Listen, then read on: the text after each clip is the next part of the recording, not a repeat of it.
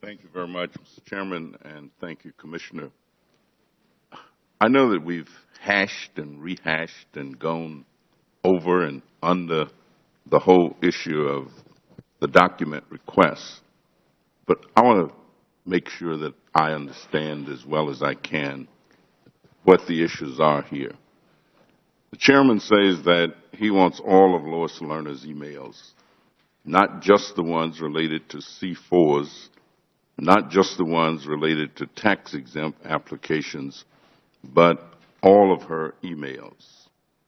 Obviously, this would include emails that have absolutely nothing to do with our investigation. In other words, the committee is going to what I would call the mat, and even threatening contempt for what everyone agrees are irrelevant emails. I don't think this makes any sense, and this is not what the Ways and Means Committee did. The Ways and Means Committee worked with you to identify the emails that are relevant to our investigation. Is that correct? That's correct.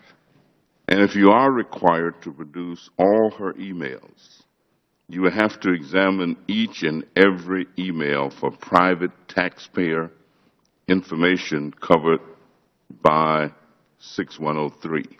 That's correct. That's why we were able to provide the Finance Committee and the Ways and Means Committee with all those emails last week, and why it's going to take us several weeks to be able to provide the committee with her emails going forward. And, of course, you cannot provide this committee with that information, and you will have to redact it. That's correct. If I understand this, by definition, the Internal Revenue Service will be wasting time and money producing documents that will not fulfill any investigative purpose. Would you say that is correct? That's what we've been concerned about. You know, I kind of grew up with the idea that you don't ride or you don't get much from riding a dead horse to death. That if he's already died, if everything that you can get out of him has been gotten, then you're wasting time to continue. I think that we should reconsider this misguided approach. We should go back to standard investigative procedures and develop search terms that are relevant instead of this other method, which appears to be nothing more than a fishing expedition trying to connect some decisions to the White House or to some place that did not exist.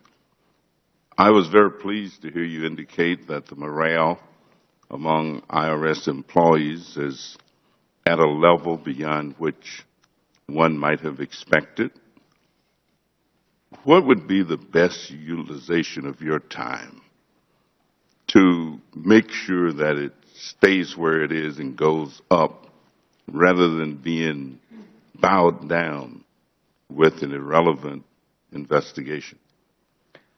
Well, I think one of the most important challenges we have, and we've been trying to do it with the 6 investigations going on, is to try to produce information as quickly as we can in an order that will allow the committees to and the investigators to conclude their investigation, because I think one of the important things for not only restoring public confidence in the IRS, but employee morale would be to come to closure on these issues. Whatever I have said from the start, whatever the facts are that each of the investigators find, we will review, we'll respond appropriately to, and move forward. No one has more interest in concluding these investigations promptly and in an orderly way than I do, and then the employees of the IRS, which is why we will continue. We've tried to provide information and work with the staffs of each of the investigators to provide the information they need in the most appropriate order, but ultimately, as I've said, whatever information the committee wants, they have a right to get. The question is, how long is that going to take, and can we get you the most relevant information at the front end so you can, in fact, do your work? Thank you very much, and I yield back, Mr. Chairman.